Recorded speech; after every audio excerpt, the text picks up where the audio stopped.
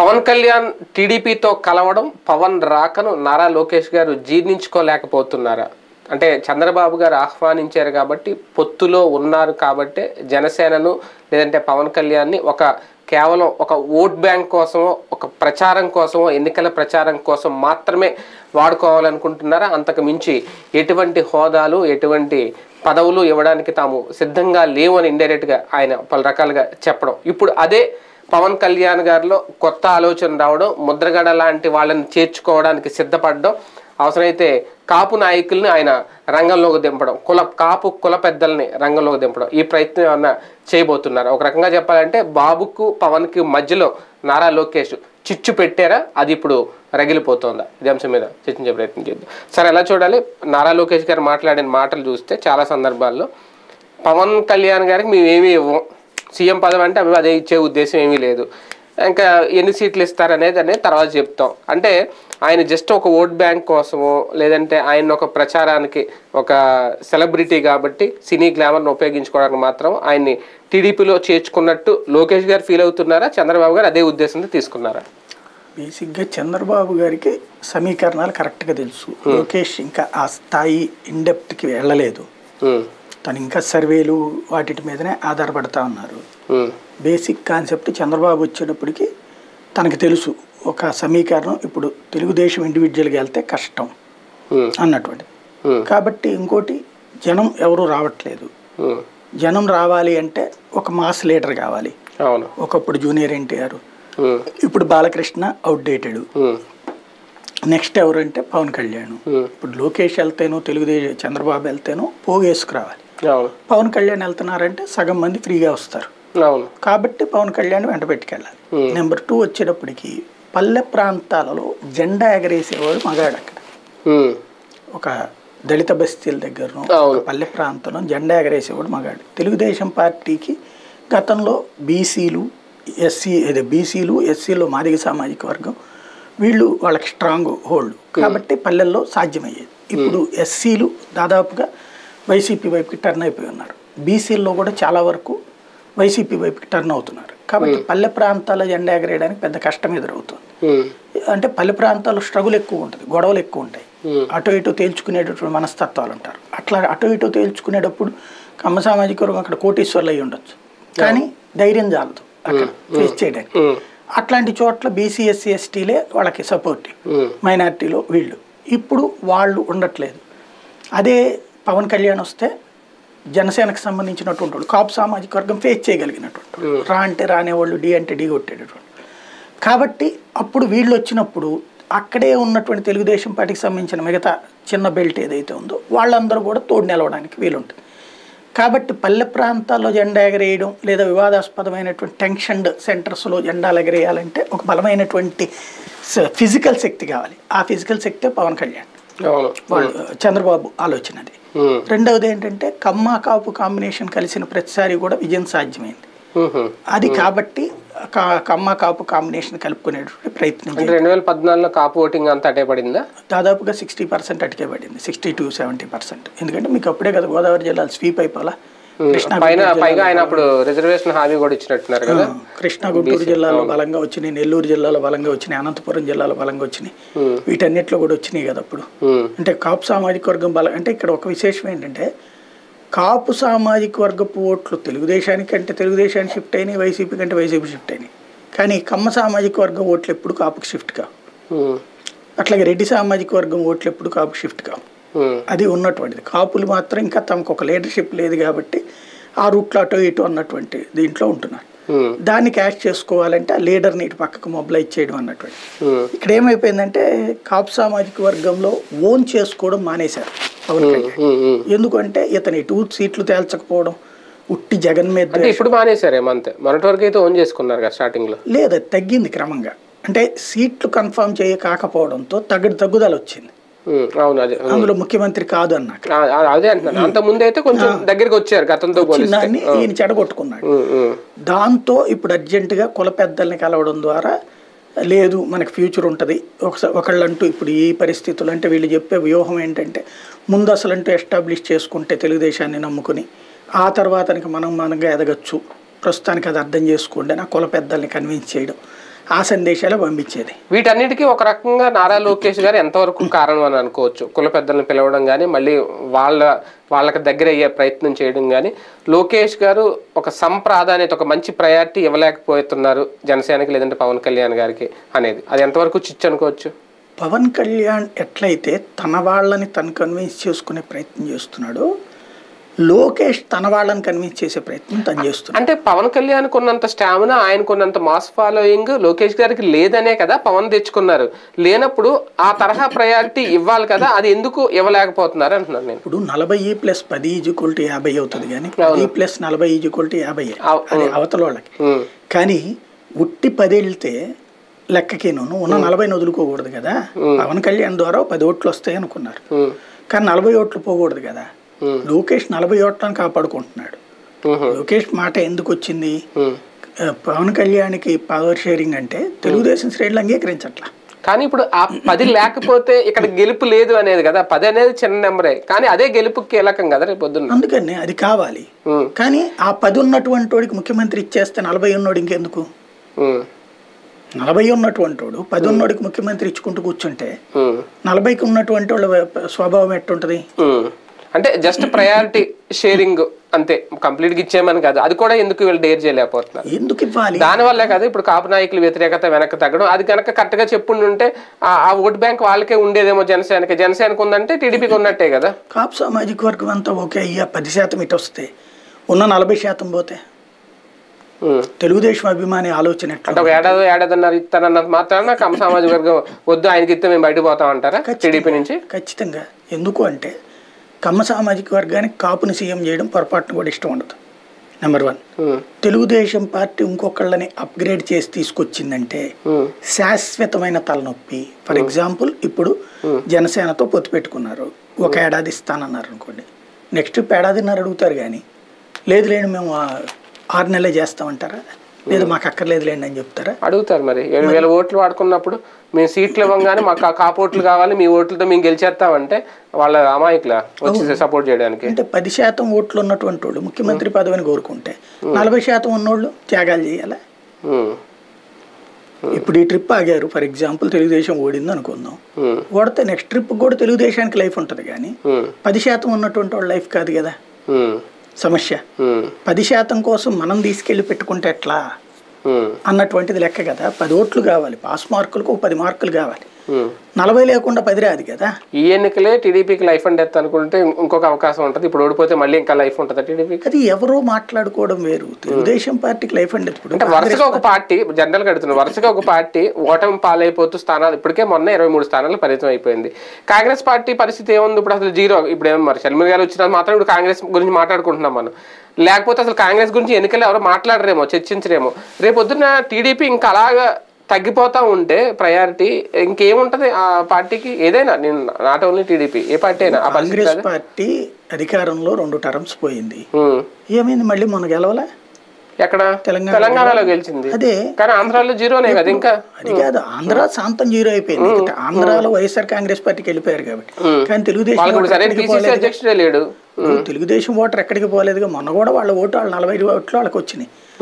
అంతకు ముందు వచ్చినటువంటి 10 ఓట్లు పోయినాయి. 2014లో వచ్చిన 10 ఓట్లు పోయినాయి, అంతే తప్పించి పోలేదు. ఇంకోటి 1 టర్మ్ 2 టర్ములకి పార్టీ పోయేటట్టయితే 2 టర్ములు 2004 2009లో ఓడిపోయింది తెలుగుదేశం. 2014 ఎట్ట గెలిచింది ప్రాక్టికల్ గా? ఇప్పుడు రాష్ట్ర విభజన కలిసి వచ్చింది ఒక రకంగా. రాష్ట్ర విభజన కలిసి రావాలి. విభజన జరిగి ఉండకపోతే గెలవలేకపోతేమో, మళ్ళీ కాంగ్రెస్ అధికారంలోకి వచ్చేదేమో. విభజన జరగకపోతే తెలుగుదేశం అధికారంలోకి వచ్చేదేమో. తొందరపడ్డాడేమో చెప్పలేం కదా. ఇప్పుడు రాష్ట్ర విభజన అంటే అప్పుడు కాంగ్రెస్ మీద అంత కోపం ఏం లేదు కదా. విభజన తర్వాత కాంగ్రెస్ మీద ఒకేసారి యాంటీ అయిపోయింది ఆంధ్రప్రదేశ్. వైసీపీకి వేయాలిగా, ఎందుకు ఇటుకు వచ్చారు జనం? ఇంకోటి 2 కళ సిద్ధాంతం అని చెప్పిన వాళ్ళకి. కాబట్టి బలం అనేది ఉంది దానికి. ఆ బలం అనేటువంటిది అంటే వైసీపీ లాగా 45% పైన బలం అనేది అసలు వాళ్ళు ఊహించలేదు. గతంలో కాంగ్రెస్ పార్టీకి 30 ఓట్లు ఉంటే తెలుగుదేశం పార్టీకి 35 ఓట్లు ఉండే. ఎన్టీ రామారావు ఉన్నప్పుడు 35 తెలుగుదేశానికి ఉండే, ఇదే కాంగ్రెస్కి ఉండే.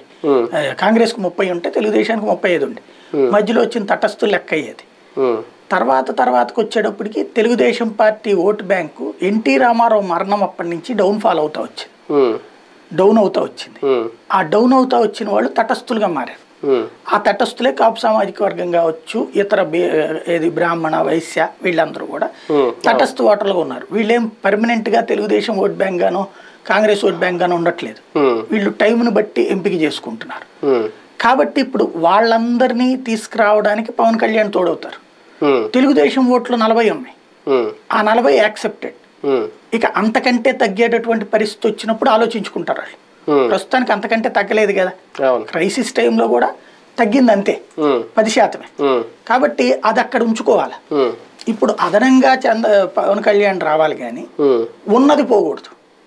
పవన్ కళ్యాణ్ ఇప్పుడు వచ్చి పవన్ కళ్యాణ్ తెచ్చుకోవడం కమ్మందరికి ఇష్టమే. ఎందుకు? తమకు అధికారంలోకి రావడానికి. కానీ పవన్ కళ్యాణ్కి ముఖ్యమంత్రి ఇవ్వడం కమ్మ సామాజిక వర్గంలో 90% మందికి ఇష్టం లేదు. తెలుగుదేశం పార్టీని అభిమానించే వాళ్ళల్లో 90% మందికి ఇష్టం లేదు. కాబట్టి పవన్ కళ్యాణ్ని కూడా కన్విన్స్ చేశారు, నువ్వు వద్దయ్యా మా దగ్గర ఓట్లు పోతాయి అని చెప్పేసి.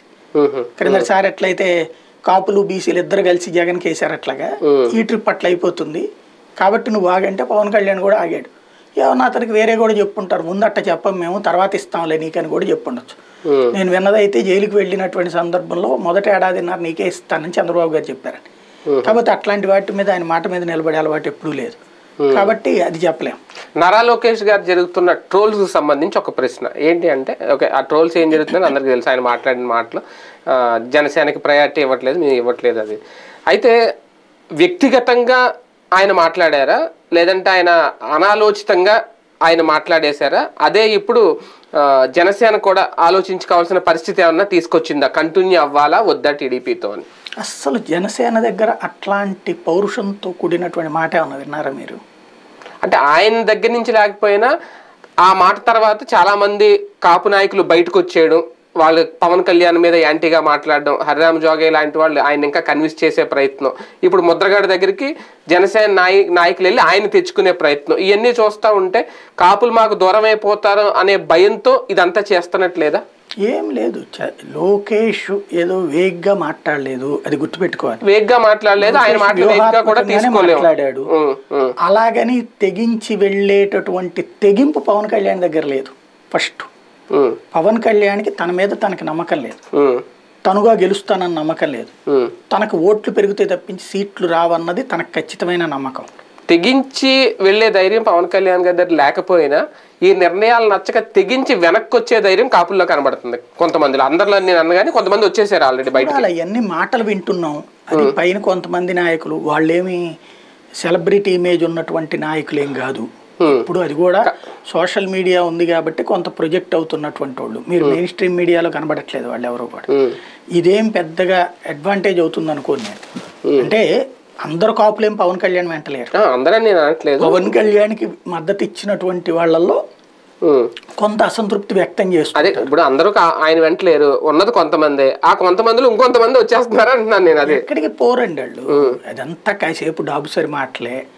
వాళ్ళు పవన్ కళ్యాణ్ వదిలేసి వెళ్ళరు. వాళ్ళకి ఏంటంటే పవన్ కళ్యాణ్ తప్పు చేస్తున్నాడని తెలిసినా సరే మనవాడిని గనక మనం కాపాడుకోకపోతే అట్లా అన్నట్టు. అంటే గ్రామీణ ప్రాంతాల్లో గ్రౌండ్ లెవెల్లో కుల ఓట్లు అనేది చాలా కీలకం. అందుకే ఇప్పుడు ఈయన జగన్మోహన్ రెడ్డి గారు ఈ నిర్ణయం తీసుకున్న మావాడు మా కుల అనే ఫీలింగ్ ఖచ్చితంగా గ్రామీణ ప్రాంతాల్లో ఉంటుంది, పల్లెటూరుల్లో ఉంటుంది.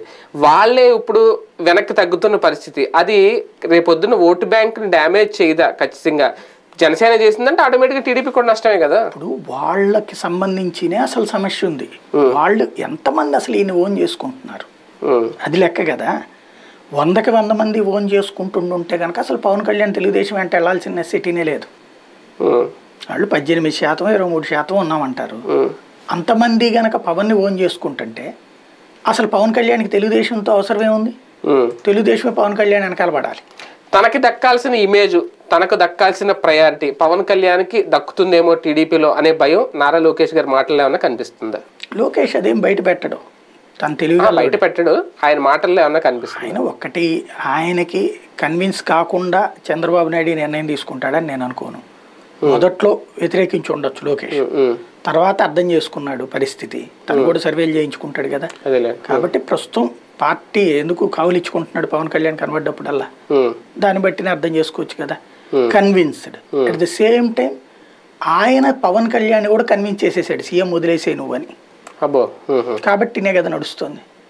అంటే లోకేష్ కూడా ఇందులో కొంచెం పాత్ర పోషిస్తున్నారా, కీలక పాత్ర? లేకపోతే ఎట్లాగా వీళ్ళిద్దరు ఎట్లా కావలించుకుంటారు?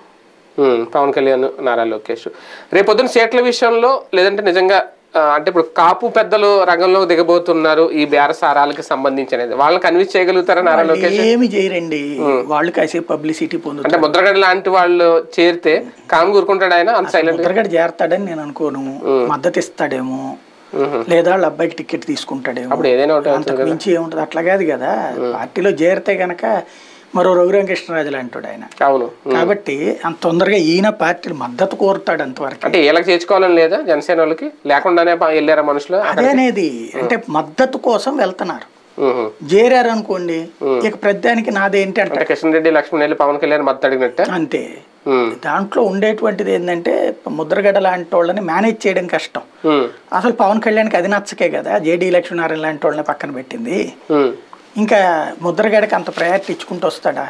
రామజోగాలు వీళ్ళు ఏంటంటే ఈ మధ్యన కాపులది అబ్జర్వ్ చేస్తే లోకేష్ స్టేట్మెంట్ల తర్వాత చాలా వరకు నెగిటివిటీ పెరుగుతోంది. అంటే ఆ ఓటు షిఫ్టింగ్ అయ్యే పరిస్థితి కనిపించట్లేదు. ఆ షిఫ్టింగ్ అవ్వకపోతే కనుక ఈ పొత్తుకు వేస్ట్ అయిపోతుంది. కానీ జనరల్ ఒక డౌట్, నారా లోకేష్ గారికి పవన్ కళ్యాణ్ కనుక షేరింగ్ ఇచ్చిన, పోనీ ఇందాక మీరు అన్నట్టు ఏడాది ఇచ్చిన తన సంచికి బొక్కపడద్దేమన్న ఆలోచన ఏమన్నా నారా లోకేష్ గారిలో ఉందా? ఆయన అంటూ లేకపోతే ఖచ్చితంగా తాను సీఎం సీట్లో కూర్చుంటానని మొన్నటి వరకు ఉండేది, ఇప్పుడు అది పక్కకి వెళ్తుందేమో అని భయం, అందుకే ఆ ప్రకటన చేశారు. తెలుగుదేశం పార్టీకి లైఫ్ లాంగ్ సమస్య అవుతుంది. ఒక్కసారి ముఖ్యమంత్రి షేరింగ్ ఇస్తే ఏళ్ళు పోయే కొద్దీ నెక్స్ట్ టర్మ్స్లో పొత్తులు అన్నప్పుడు అంతకంటే ఎక్కువ ఇవ్వాలి కానీ తక్కువ కుదరదు. ఇప్పుడు చిన్న ఎగ్జాంపుల్ ఏంటంటే భారతీయ జనతా పార్టీతో పొత్తు పెట్టుకున్నారు. మొదట్లో 294 సీట్లు ఉన్నప్పుడు 25 సీట్లు ఇచ్చారు. 294 సీట్లు ఉన్నటువంటి సందులో 25 అన్నారు. చివరికి చేతికి వచ్చేటప్పటికి 18, 19 దగ్గర ఆగినాయి. ఇప్పుడు మొన్నటిసారి ఎన్ని ఇవ్వాల్సి వచ్చింది? 175 అప్పుడు 25 అనాల్సి వచ్చింది. ఆ తర్వాత జాగ్రత్తగా వెంకయ్యనాయుడిని వీళ్ళని మేనేజ్ చేసుకుని 14 దగ్గర ఆపాడు.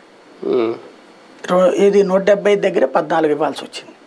ప్లస్ 2 ఎమ్మెల్సీ సీట్లకి ఓకే చేయాల్సి వచ్చింది. ఎంపీ సీట్లు ఇవ్వాల్సి వచ్చింది. మళ్ళీ ఇప్పుడు ఎంత అడుగుతుంది బీజేపీ? ఎంపీ సీట్లు ఎక్కువ అడుగుతోంది, ఎమ్మెల్యే సీట్లు ఎక్కువ అడుగుతుంది. అట్లాంటప్పుడు రేపు మరి పవన్ కళ్యాణ్కి ఇప్పుడు కనుక ఒక 50 సీట్లు ఇస్తే రేపు ఏమంటాడు? 50-50 అంటాడు. అంతే. ఇవాళ ఏడాది ముఖ్యమంత్రి ఇస్తే నెక్స్ట్ 50-50 అంటాడు. అంటే అధికారంలోకి వస్తే ఖచ్చితంగా అడుగుతారు. మరి లేదు అనుకోండి, ఇంకోటి అప్పుడు ఏమైపోతుంది? జేడీయూ పరిస్థితి అయిపోతుంది. జేడీయూ ముందు బీజేపీకి అట్లా ఇచ్చింది, ముందు 25 ఇచ్చి ఆ పైన పెంచుకుంటూ పవర్ షేరింగ్లకు వచ్చేసేసి, పవర్ షేరింగ్ ఇవ్వనంత వరకు ఆయన సెటిల్ అయ్యింది. కానీ బీజేపీ తర్వాత ఏమైంది? బీజేపీ బలపడ్డాక పవర్ షేరింగ్ అడిగింది. పవర్ షేరింగ్ తర్వాత నితీష్ కుమార్కి అది పవర్ షేరింగ్ ఇవ్వడం బిగింది. అంటే మీరన్నట్టు భవిష్యత్తు ప్రమాదం ఇవన్నీ ఇప్పుడు టీడీపీ ఆలోచించాలా? మన అల్టిమేట్ టార్గెట్ జగన్ గద్దె దించడం, ఇస్తే పోయేదేముంది, మనం అధికారంలోకి వచ్చేస్తే చాలు అని అది ఆలోచించాలా? అది పవన్ కళ్యాణ్ ఆలోచన, ముందు జగన్ దించేయాలన్నది. అవును, వీళ్ళు కూడా అదే కదా. చంద్రబాబు గారు అంత పిచ్చిది కాదు. పార్టీ స్టాండర్డ్గా ఉండాలా, పార్టీ స్టాండర్డ్గా ఉండాలా, అధికారం రావాలా. అవును, పార్టీ స్టాండర్డ్తో పాటు అధికారం రావాలంటే అక్కడ తమకి మద్దతు కావాలి కానీ తాము ఇంకొకరికి మద్దతు కాకూడదు. ఇప్పటికీ ఈయన 5 ఏళ్ళు అధికారంలో ఉండే దాదాపు టీడీపీ పునాదులను కలిపేసాడు, కెలికేసాడు అనేది. ఇంకో 5 ఏళ్ళు మళ్ళీ ఆయన అధికారంలోకి వస్తే మొత్తం పునాదులన్నీ రాలిపోవా? ఎక్కడ ఎప్పుడు ఏది ఉండదండి. కాంగ్రెస్ పార్టీని జాతీయ స్థాయిలో బీజేపీ ఏమైనా చేయగలిగిందా? మళ్ళీ గెలుపులు మళ్ళీ ఓటములు జరగట్లేదా? అట్లా కమ్యూనిస్టులను ఎవరైనా తుడిచేశారా? గతంతో పోలిస్తే తగ్గిపోయింది కదా కాంగ్రెస్ పార్టీ. 53-55 స్థానాలకు వచ్చేసింది అంటే ఎంత తగ్గిపోయినట్టు. ఇప్పుడు 100 వస్తే చాలు అనుకునే పరిస్థితిలో ఉన్నారు వాళ్ళు సింగిల్ గా. 2018లో 3 రాష్ట్రాలు గెలుచుకుంది మళ్ళీ. అవును, ఇప్పుడు మళ్ళీ పోయింది. కానీ రేపు పొద్దున మీరు అన్నట్టు 100 సీట్లు వచ్చింది అనుకోండి, 50 సీట్లు వచ్చినట్టు 100కి రావడం అంటే ఎదుగుదలే కదా. వస్తే ఎదుగుదలే. అదే ఒకప్పుడు ఎలా ఉండేది ఎలా పడిపోయింది అంటే సహజం. మళ్ళీ అంతకంతకి దిగజారిపోతుంది కానీ పెరిగింది ఏం లేదు కదా. అది యువతలో ఉన్నటువంటి స్ట్రాంగ్ కాబట్టి అదే అంటున్నా. ఆ స్థాయి స్ట్రాంగ్ ని జగన్ నుంచి ఎక్స్పెక్ట్ చేయరు కదా వీళ్ళు. ఒకసారి వీక్ అయిపోతే ఇంకా వీక్ అవడమే తప్ప లేవడం అనేది ఇప్పుడు రాజకీయాల్లో కనిపించట్లేదు. దానికి సాక్ష్యం 2 సార్లు వీక్ అయిపోయి ఇంకా అసలు ఆ పార్టీ ఉందా అనుకున్న దశ చివరికి 2014 తర్వాత అయితే, 2014 ముందు 9 తర్వాత 18 చోట్ల ఎన్నికలు జరిగితే అన్ని చోట్ల డిపాజిట్లు కోల్పోయిన పార్టీ. మరి తర్వాత అధికారంలోకి రాలా? కాబట్టి తెలుగుదేశానికి ఆ శక్తి ఉంది దాన్ని, ఎందుకంటే దానికంటూ బలమైనటువంటి ఓట్ బ్యాంక్ ఉంది. ఆ ఓటు బ్యాంక్ కి అదనం కావాలి. అంతే తప్పించి ఈ ఓటు బ్యాంక్ పోగొట్టుకోకూడదు, అది లెక్క. పార్టీ ప్రయోజనాలు తన ఓటు బ్యాంక్ కాపాడుకునే ప్రయత్నమే నారా లోకేష్ గారు చేస్తున్నారు తప్ప జనసేన గురించి అయితే ఆలోచించట్లేదు. ఎందుకు ఆలోచిస్తారు? పవన్ కళ్యాణ్ తన పార్టీ ఎదుగుదల గురించి చూసుకుంటాడు కానీ తెలుగుదేశం ఎదుగుదల చూస్తాడేంటి? అదే చూస్తున్నారు మరి. తెలుగుదేశానికి సపోర్ట్ చేస్తూ తను ఎదగాలనుకుంటున్నాడు, అది. వీళ్ళు కూడా అంతే. టీడీపీ ఎదుగుదల జనసేన ఎదుగుదల అవ్వదు కదా, అంతే కదా. రైట్, చూద్దాం. మొత్తానికి నారా లోకేష్ గారి మాటలు జనసేన టీడీపీ లేదంటే చంద్రబాబు గారు పవన్ కళ్యాణ్ గారి మధ్య చిచ్చు పెడుతున్నాయా? అందుకే ఇప్పుడు కాపు నాయకులు కూడా రంగంలోకి దిగబోతున్నారా? ఆ అస్త్రం ఎంతవరకు సక్సెస్ అవుద్ది? నారా లోకేష్ గారి మాటలు ఎంతవరకు పరిగణలో తీసుకున్నారు అని అనుకోవాలి పవన్ కళ్యాణ్. చూద్దాం.